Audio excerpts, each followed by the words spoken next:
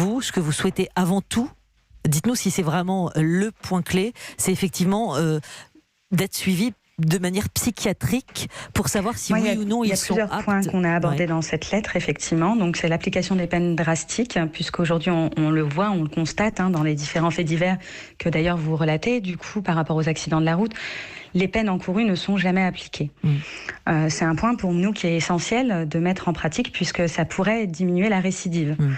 Le second point qu'on a abordé, effectivement, c'est la responsabilité également des assurances par rapport à leurs assurés. Comme on peut le constater, cette personne a été assurée sur un véhicule trop puissant par rapport à ses aptitudes, puisque c'est quelqu'un qui apprécie énormément la vitesse. Et on peut se poser cette question, est-ce que c'était judicieux d'assurer une personne sur ce type de véhicule, avec ce profil ? Ensuite, on parle effectivement de cette partie-là, donc par rapport à ce risque de récidive et de suivi psychologique nécessaire, puisque c'est une personne qui est à risque, effectivement. Le président de la République vous a-t-il contacté ?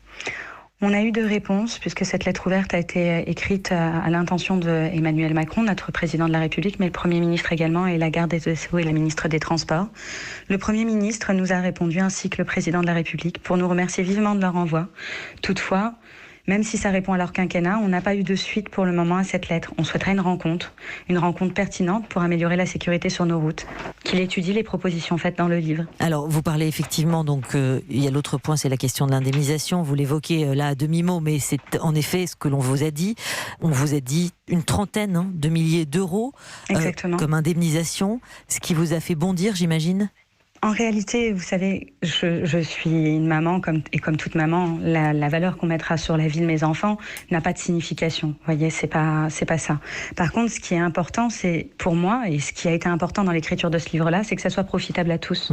Et que Lila et Isaac auraient pu être l'enfant de tout le monde, et qu'il faut faire prendre conscience à ces conducteurs d'avoir des comportements routiers adaptés. Et puisqu'apparemment le 80 km/h ne leur fait pas prendre cette prise de conscience, alors peut-être qu'on peut responsabiliser les assurances vis-à-vis des assurés.